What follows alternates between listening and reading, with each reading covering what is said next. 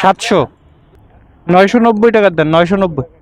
200 টাকার নাও, এখানে তো 10 লিটার লেখা যাচ্ছে ভাই, 200 টাকার দেন। আচ্ছা, আমার বাইকে তেল নিতে হবে, তেল নিতে হবে কালকে। অলরেডি ফেসবুকে, ইউটিউবে সব জায়গায় কম বেশি একটা গুজব দেখতেছি, তেলের দাম বাড়বে, 210 টাকা লিটার হবে বা এরকম কিছু। এখন পর্যন্ত এটা গুজবই, কারণ দেখি আসলে গুজব, আমার মনে হচ্ছে গুজব। আমি এখন পাম্পে গেলে বুঝতে পারবো আসলে কত টাকা আপনার এখন দাম ধরতেছে বা কত টাকা করে লিটার নিচ্ছে। অনেকে এই ধরনের গুজব ছড়াচ্ছে, দেখলাম 210 টাকা। আমার বাইকে তেল একদম কম আছে, তেল বেশি, মানে বাইকে তেল না থাকলে আমার ভালো লাগে না, মানে আমার বাইকে ফুল ট্যাঙ্কি তেল না থাকলে আমার ভালো লাগে না। এটা হচ্ছে আমার কথা। এই পাশ থেকে চলে যাই। অকটেনে তো সিরিয়াল বাইক 3টা।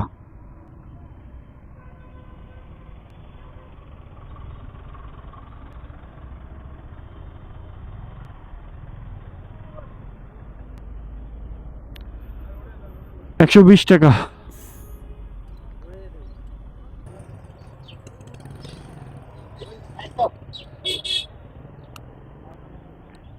990 টাকার দেন, 990। হ্যাঁ, কেন? 300 টাকার বেশি দেওয়া যাবে না? এটা কেমন কথা? আচ্ছা দেন, 300 টাকার দেন। দাঁড়াও,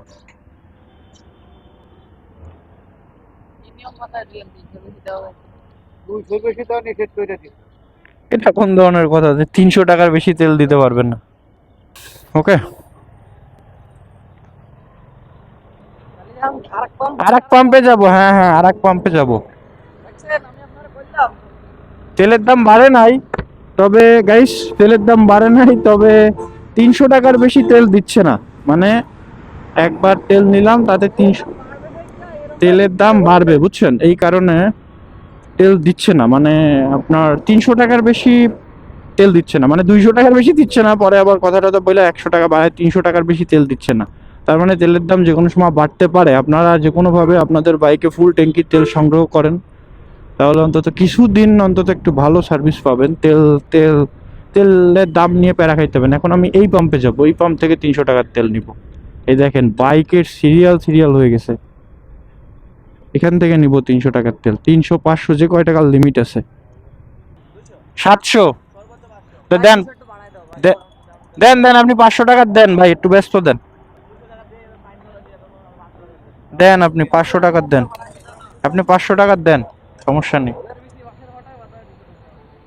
এই পাম্প থেকে নিলাম হচ্ছে 500 টাকার, আর ওই পাশ থেকে পাম্প থেকে নিছি 300। 5 আর 3 800। এখন সামনে আর একটা পাম্প খুঁজতে হবে, তাইলে গিয়ে ফুল ট্যাঙ্কি তেল হবে। এইভাবে তেল নেওয়া লাগতেছে, বুঝতেছেন গাইস? প্রাইভেট কার কিন্তু দিচ্ছে, প্রাইভেট কারে কিন্তু আবার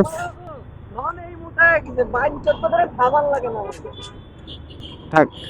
আসলে পাম্পওয়ালারা এখন নিজেদের অনেক কিছু মনে করতেছে, যাক সমস্যা নেই, মনে করুক। একটা জিনিস লক্ষ্য করলাম, সবাই পাম্প, এক এক পাম্প থেকে, মানে এই পাম্প থেকে নিয়ে আবার অন্য পাম্পে যাচ্ছে। আমি এর আগের সিরিয়ালে যার সাথে পাম্প, যে আমার সাথে তেল নিছে, এখন সেও সেম পাম্প থেকেই তেল নিচ্ছে, বুঝছেন?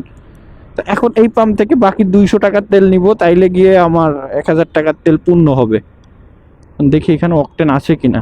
এখানে তো কোনো অকটেন নাই।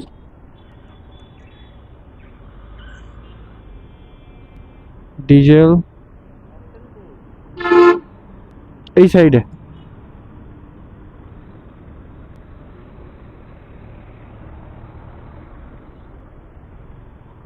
200 টাকার নাও।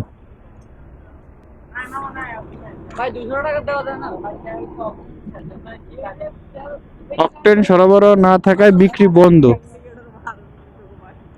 আচ্ছা, এদের কাছে নাই, এটা বেচতে বেচতে শেষ করে ফেলছে, নাকি ইচ্ছা করে বিক্রি করতেছে না জানি না। তবে এরা বলতেছে এদের কাছে নাই। দেখ, সমস্যা নাই, যতটুকু সরবরাহ করছি তাতে মোটামুটি 10-12 দিন তো চলতে পারবো, আমার তো বেশি চালানো পড়ে না।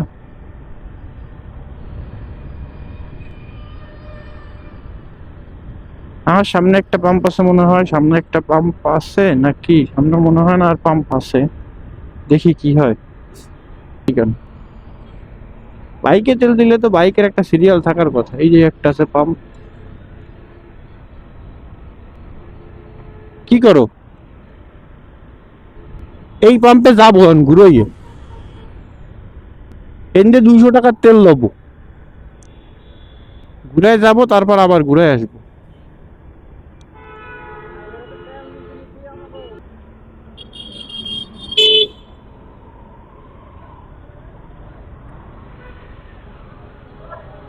দুইশো টাকার দেন, 200 টাকার।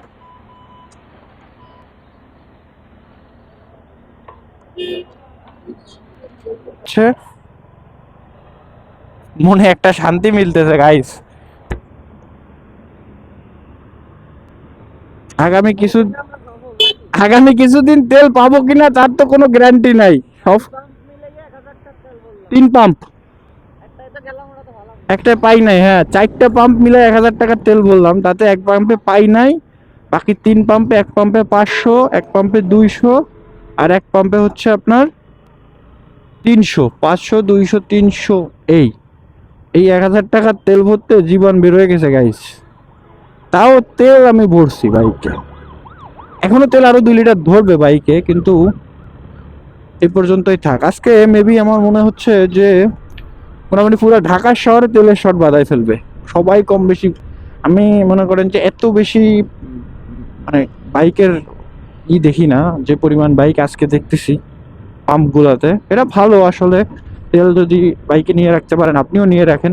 তো এটা একটা মেসেজ আপনাদের জন্য, যে তেলের পাম্পে কিন্তু তেল দিচ্ছে না, আপনার চাহিদা অনুযায়ী আপনারা দিচ্ছে না। তা আপনি যত আগে আগে সরবরাহ করবেন তত ভালো, কারণ তেলের দাম শিওর বাড়বে, এটা শিওর।